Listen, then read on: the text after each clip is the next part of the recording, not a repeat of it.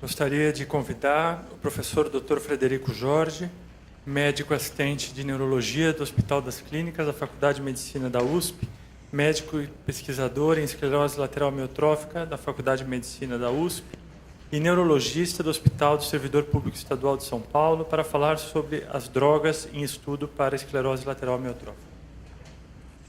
Boa tarde aí, gente. Primeiro, obrigado à Brella pelo convite, é um prazer estar aqui. E eu vou falar um pouco aqui das drogas que estão sendo estudadas e que podem ser o presente amanhã aí para tratar melhor aí essa doença. Para essa aula não tem nenhum conflito de interesse. E algumas considerações antes de falar de cada uma das drogas que eu vou discutir aqui. É um pouco disso que a gente já vem discutindo nesses últimos 2 dias, né? Ela não pode ser considerada uma entidade nosológica única. Nós temos uma diversidade de fenótipos, de características com que os pacientes se apresentam. Então a gente enxerga a doença assim como um diagnóstico clínico para diferentes cascatas fisiopatológicas que compartilham em comum o início dessa perda do neurônio motor de forma seletiva e progressiva, como se tivessem diversas causas interligadas muitas vezes e que levam em comum aí essa doença neurodegenerativa. Isso dificulta um pouco o tratamento, porque isso que o Dr. Isaac acabou de discutir. A gente não pode partir de pessoas que têm uma origem da doença diferentes e julgar se uma medicação vai ser eficaz ou não, comparando pera com laranja, né? Por mais que a clínica delas, no final, seja de uma doença seletiva do neurônio motor. Uma outra consideração importante é que muitos dos estudos eles se mostraram promissor in vitro e no modelo animal. E um pouco disso é porque in vitro e no modelo animal a gente tem um exemplo único da doença. Então, no modelo animal hoje, a gente usa muito o modelo só de um mutante da G93A, que é a alteração do aminoácido no códon 93 da glicina pela alanina. Ou seja, um modelo único que se desenvolve uma terapêutica para ver se modifica o curso dessa doença e a gente tenta depois trazer para os pacientes. Muitas vezes isso não corresponde, por mais que seja uma ferramenta prática que a gente sabe observar muito bem, diferente se a gente não tivesse esse modelo animal. E existem mais de 100 mutações em mais de 12 genes já descritos. Então, realmente é importante a gente começar a separar tudo direitinho para discutir. Ou uma outra opção seria a gente personalizar o tratamento em busca dos fenótipos, que é isso que eu acabei de falar, ou a gente buscar um alvo que todas essas doenças têm em comum. O que elas têm em comum? E tentar usar ele como um alvo terapêutico, ver se modificando isso a gente consegue brecar essa cascata progressiva que vem acontecendo. Esse aqui é o levantamento que eu fiz no PubMed, que é o site onde a gente se encontra todos os artigos publicados. E aí, até a década de 60, tinham 240 artigos publicados sobre a esclerose lateral amiotrófica. Na década de 60, 491. Na década de 70, 764. 80, 1.355. Década de 90, 3.339. E no século XXI, aqui, juntando aí a primeira com a metade dessa segunda década, já tem 10.959. Saiu um pouco aqui da configuração, mas eu coloquei aqui a doença de Alzheimer, que é uma outra doença neurodegenerativa, que só nessa década de 90 foram publicados 18.824 artigos. Ou seja, nessa década daqui foi publicado mais do que já foi publicado na história inteira sobre a esclerose lateral amiotrófica. E aqui, olhando só para o que foi publicado em termos de clinical trials, que era isso que o Dr. Isaac estava falando, que são ensaios clínicos, são artigos, são estudos que buscam um tratamento, uma melhoria de algum tipo, ou na qualidade de vida, ou no prognóstico, ou na progressão da doença. Então, até a década de 60, tinham 0 estudos sobre ela com ensaios clínicos, 3, 8, 41. Na década de 90, 240. E nesse século agora, nós temos 709. Então, a gente está numa crescente, né? Está se estudando cada vez mais.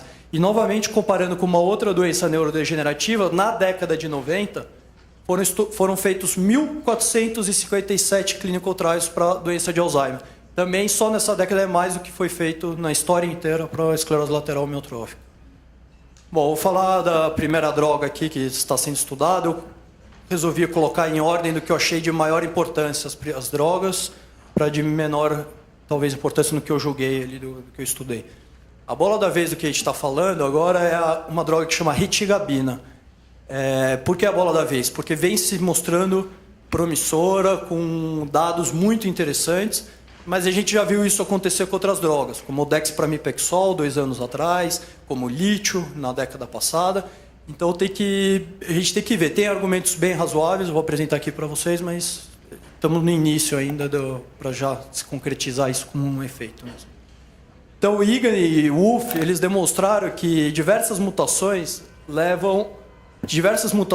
ELA apresentam a capacidade de causar uma hiperexcitabilidade. Ou seja, mecanismos diferentes, fenótipos diferentes têm em comum aqui levar a célula do neurônio motor a ficar hiperexcitável. Isso é uma coisa bem interessante, então, para a gente olhar que seria um alvo em comum. Como que ele fez esse estudo? Ele comparou neurônios motores originados a partir de células-troncos de pacientes de pacientes com ELA e de pessoas que não têm ELA. E essas pessoas que têm a ELA, elas eram ou a sódio 1 mutase, ou a C9ORF72, ou a FUS. São 3 tipos de mutações já bem estabelecidas que levam a essa doença, essa clínica de esclerose lateral amiotrófica. E ele comparou esses neurônios motores originados de célula-tronco desses pacientes com neurônios motores originados de pessoas que não têm a ELA. Ele descreveu também que essas mutações, na sódio 1, na CORF72 e na FUS, produz proteínas mal formadas. E essas produções de proteínas mal formadas que levariam a uma hiperestabilidade do neurônio motor. E o aumento da hiperestabilidade do neurônio motor aumenta a produção de proteínas mal formadas. Isso vira uma bola de neve, isso vira um ciclo que se retroalimenta. Quanto mais proteína mal formada, mais estresse tem na célula, mais hiperexcitável. Quanto mais hiperexcitável ela está, menor capacidade ela vai ter de identificar essas proteínas que estão mal formadas. Porque elas vão ser mal formadas, tem uma mutação. Mas o nosso organismo tem uma capacidade de julgar se elas vão ser usadas ou não, se elas vão ser degradadas ou não. E quanto mais hiperexcitável está aquela célula, menos funcionante está esse nosso reparo celular. Então vai se acumulando isso numa cascata. Ele interpretou essa chave aí, seria um ciclo, mas um dos gatilhos aí, ele interpretou como um déficit no canal de potássio. Ele conseguiu identificar que nesses neurônios motores originados de células-troncos, há um déficit na função no referente aos canais de potássio voltagem independente. Então, eles testaram drogas que abrem esses canais e viram o que aconteceu, como que se comportou aquele neurônio motor.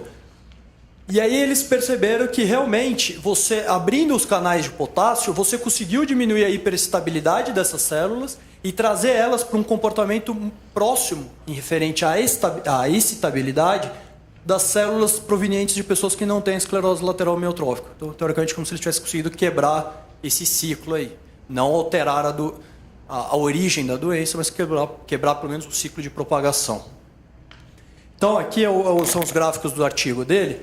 As células originadas de fibroblastos de pacientes e de controles. Por essa técnica que chama IPSC, fez a diferenciação em neurônios motores. E no tempo zero aqui, eles partiram do estudo deles, que é quando tem as características próprias de neurônios motores originados de células-troncos.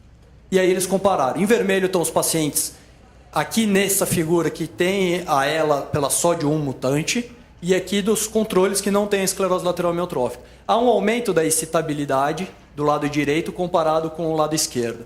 Aqui, no total de espículas produzidas, também, aqui, era para estar vermelho aqui. Esses dois grupos aqui são os pacientes com ELA, eles têm mais espículas do que comparado com os controles. A frequência que elas desencadeiam essas descargas também atingem frequências muito maiores comparados com os que estão em preto aqui, que são os controles. E aí eles viram também, eles conseguiram isolar isso por alguns cálculos, neurônio por neurônio, não só pela cultura total que eles têm, e foram identificando isso estava acontecendo em todas as instâncias.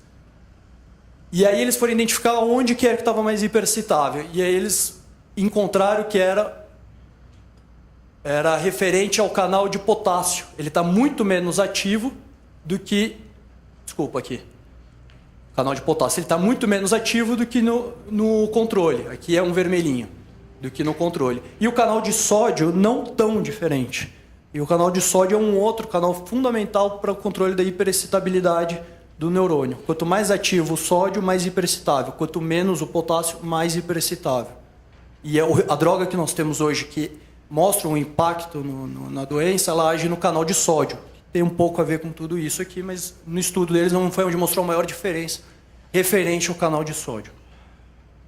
Então eles testaram drogas que abririam esses canais de potássio e viram o que aconteceram com esses neurônios motores, né? A droga que eles usaram foi a retigabina. Então, a partir do momento que eles começaram a dar, eles pararam as espículas, eles conseguiram zerar. E acharam até uma concentração que pararam 100%. Isso aqui não é o interessante. A gente precisa da estabilidade do neurônio motor. Mas ele mostrou que existe uma eficácia de realmente controlar isso. Tem que talvez achar um meio termo disso. E aí eles compararam. Aqui, eles deram para essas culturas, tanto para os controles quanto para os pacientes, a retigabina. E teve um ganho de 25% na morte dos neurônios motores dos pacientes, dos neurônios motores originados dos pacientes com ela. Ou seja, eles eram os círculos vermelhos brancos, não preenchidos. Quando deram a retigabina, a taxa de sobrevida dele, aqui está 3, mas é 30º, no dia 30, subiu 25% referente aos que não receberam retigabina, se aproximando muito a dos que são em preto aqui, que seriam os controles. E deram retigabina também para os controles. Aumentou 6% a sobrevida deles. Ou seja, diminui a excitabilidade, melhora realmente, talvez, a sobrevida, mas não melhorou igual. Então, talvez isso seja uma chave, tudo isso são teorias ainda, de que esses neurônios motores eles não estavam doentes por hiperexcitabilidade. Então, eles também ganharam 25%. Quem se beneficiou disso foi quem tinha essa ação aí um pouco mais patológica aí do que o normal. E aqueles todos os gráficos que eram com sódio 1, esse aqui é um que eles fizeram com a outra forma de ela, que é o C9ORF72. Eles encontraram exatamente as mesmas coisas. E aqui é comparando o controle, os neurônios motores provenientes de pacientes com sódio 1. Eles juntaram as 3 formas que eles estudaram, a C9ORF72 e a FUS. E eles se comportaram todos da mesma maneira. E aqui eles testaram tanto a retigabina quanto a flupirtine, que é um analgésico não opioide, que já foi muito utilizado e que também abre os canais de potássio, e encontraram o mesmo efeito de conseguir bloquear toda a atividade, a porcentagem de espículas bloqueadas aqui, bloquear toda a excitabilidade daqueles neurônios. Então, essa droga, assim, ainda é tudo muito cedo, mas ela apresenta alguns argumentos razoáveis por conseguir identificar mecanismos em comum de diversos tipos de apresentação da doença e por ter essa semelhança de, pelo menos, de raciocínio. A gente vai ter que saber se a teoria tem a ver com a prática, né? Na teoria fazem sentido, mas tem que saber se aplica mesmo. Porque o riluzol, que hoje é a nossa única droga, ele tem uma ação antiglutamática, mas o principal ação dele direta é nos canais de sódio. A ação antiglutamática é mais por mecanismos indiretos. Então, é que talvez se espelhe alguma coisa em comum. Uma outra droga que eu vou falar é o osanezumab, que ele age nessa proteína que chama NOGOA. Essa proteína chama Neurite Outgrowth Inhibitor. Ela é uma proteína que regula negativamente o crescimento axonal. Ou seja, ela não deixa o axônio crescer. Se a gente tem uma doença que está proliferando, trazendo injúria, trazendo lesão, a gente tem, ao mesmo tempo, mecanismos compensatórios que faria isso crescer de novo, reinervação, multiplicar de novo essa lesão. E aqui é uma proteína que não deixaria isso acontecer, atrapalharia a nossa regeneração. Então, foi estudada essa NOGA e encontrou o aumento da concentração dela nos músculos dos pacientes que têm ela. Então tem esse mecanismo também atrapalhando a nossa recuperação frente à injúria. Esse NOGO é uma proteína de transmembrana com 2 partes ativas, uma em vermelhinho aqui, a outra em marrom, que chama delta 20, que age num receptor que ainda não está identificado exatamente qual que é, mas ele leva uma cascata, principalmente por essa via que chama ROA, que não deixa crescer, diminui o prolongamento do axônio frente a um crescimento que seria necessário. Então, aqui seria, por microscopia, a parte que não está... esse aqui seria a parte final do axônio, todos esses filamentos estariam cortados, eles não estariam tendo o prolongamento de crescimento. E uma outra coisa interessante foi visto que essa NOGOA, ela é uma proteína que está presente também nos retículos endoplasmáticos, que começou a aumentar muito a percepção de qual é o papel do retículo endoplasmático na ELA. Tem se estudado muito sobre a mitocôndria, sobre o gasto energético, sobre o estresse oxidativo. Só que o retículo endoplasmático é quem produz as proteínas, principalmente as que vão ficar para a célula. Então, elas teriam um papel importante também na produção dessas proteínas mal formadas, no estresse oxidativo que se gera naquele meio celular. E aqui é um outro gráfico que mostra aqui a presença do axônio. O vermelho é onde tem o NOGO-A. Ele está sendo inervado e, com o passar do tempo, o axônio está longe de onde ele estava inervando. Então, essa presença do NOGO-A é deletério, prejudica o processo de crescimento neuronal e de manutenção. Então, essa droga que chamou usanezumab, ela é um anticorpo monoclonal e em estudos de modelo animal, então tem um viés, que é só aquele tipo de ela que foi estudado, e tem um outro viés, muitas vezes em modelo animal a droga é dada antes dos sintomas aparecerem, que isso não existe na prática clínica, só depois dos sintomas, só depois temos o diagnóstico, tempos que se passa disso. Ela mostrou um atraso aí no início da doença e na progressão. Aqui é um outro gráfico que mostra a presença do usanezumab em todas as células, nas membranas das células musculares e algumas delas com a presença do NOGO-A. E aqui em amarelinho é onde tem uma colocalização. Então, o usanezumab está agindo exatamente onde teria essa proteína deletéria aí, que seria o NOGO-A. Tem um estudo acontecendo em fase 2, prospectivo de 48 semanas, duplo cego, que visa avaliar a progressão, a farmacocinética, a tolerabilidade e a segurança da doença. Uma outra droga que eu vou falar chama arimoclomol. O arimoclomol é uma droga muito, assim, tem uma propriedade muito interessante. Ela aumenta a produção das chaperonas. As chaperonas são como se fosse a nossa grande fiscal e segurança do que é produzido errado na célula. Então, através dessas duas proteínas, que é a Heat Shock Protein 70 e 90, eles conseguem auxiliar no reparo do dano celular. Então, tudo que é mal formado, eles conseguem identificar e eles tentam primeiro corrigir o que está sendo mal formado e depois, se eles não conseguem, eles tentam eliminar através de um marcador que é a ubiquitina e levando à degradação dessa proteína mal formada. Só que isso é muito bom para estresse agudo. Então, se tem uma febre, um choque, algumas situações dessa, ele repara. A gente está falando de uma doença crônica. Ela, então, não é eficaz frente a uma injúria constante, mas é um mecanismo que protege o corpo. Então, de alguma maneira, está se estudando como se incentivar isso poderia proteger a progressão da doença. Então, esse desenho aqui mostra uma proteína normal, e aí aqui, ou por mutações, ou por naselas esporádicas, por estresse oxidativo, que leva a esse início dessa cascata, se forma uma proteína mal formada. Essa proteína ela é identificada por esses mecanismos e elas tentam primeiro trazer ela para aquela forma terciária, quatercenária, ou corrigir o aminoácido que estava ali no lugar errado para uma forma normal. Se não conseguir, tem a forma de ubiquitinização e degradação dela. Está se fazendo um estudo, só que esse estudo está se fazendo só para os pacientes que têm a forma ELA familiar da SOD1 mutante. Eles escolheram primeiro esse grupo porque é o grupo que claramente tem esse papel das proteínas mal formadas, como cabeça-chave ali dos 1000 aspectos da fisiopatologia que estão envolvidos. No modelo animal, mostrou que aumentou 22% o tempo de vida. Bom, isso aqui eu falei. Isso acontece, já foi visto que elas estão reguladas para cima nos pacientes com ela, e tanto no modelo animal. Então, há uma defesa do próprio organismo em tentar reparar a injúria que está acontecendo, mas ela não é suficiente, ela não vence essa batalha. Então, isso seria um estímulo para isso que está acontecendo, essa é a ideia. Então, aqui, assim, o modelo animal, ele com 70 dias, ele começa a apresentar o sintoma, a clínica de fraqueza, os sintomas da ELA no animal. Com 120 dias, se a gente fizer uma comparação, o camundongo que não tem a doença, ele tem 28 unidades motoras para cada músculo extensor longo dos dedos. O animal que tem a doença, ele tem 8, ou seja, menos de 1/3 das unidades motoras estão presentes com 120 dias de vida.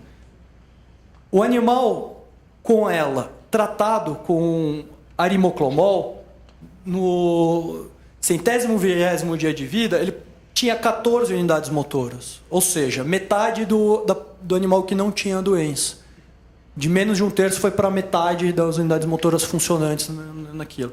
Mas esse estudo, de novo, eles fizeram O maior benefício foi visto quando iniciou a droga no 35º dia, quando ainda não tinha sintomas. Mas aí eles resolveram começar também um braço do estudo no dia que começou o sintoma. E nesse dia também foi observado um ganho. Então não começou na fase pré-clínica, começou quando começa a doença mesmo. E tiveram um ganho de 18%. 22% se começa antes, que é impossível, e 18% se começou no momento, nesse estudo de animal. Então aqui é a história natural da doença no modelo animal, no que começou quando começaram os sintomas, nos 70 dias, e no que começou no 35º dia, antes dos sintomas, o tempo de longevidade aí do modelo animal.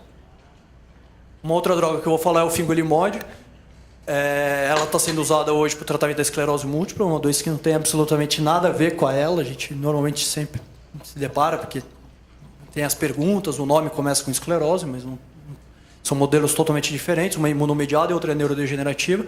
Mas essa droga mostrou que, de alguma forma, agindo no sistema imunológico, ela conseguiu brecar um pouco a progressão da doença em modelo animal. Então, assim, tem um papel sim no sistema imunológico, isso está longe de estar claro, e se está se estudando ela também. Então, aqui é o modelo que é usado do fingolimod, não para ela, mas sim para outras doenças imunomediadas, que é a proliferação dos linfócitos nos linfonodos, a passagem deles pela barreira hematoencefálica indo para o sistema nervoso central. E aí tem uma ativação e uma lesão. Talvez brecando isso aqui tenha algum benefício também na progressão da doença. É um estudo que está sendo feito também em fase 2. E uma outra droga interessante é esse anti-CD40L, que ele diminui a produção de citoquinas pró-inflamatórias. Citoquinas é a comunicação de uma célula com a outra. Ele diminui a produção de um sinalizador de inflamação que poderia levar a maior degradação.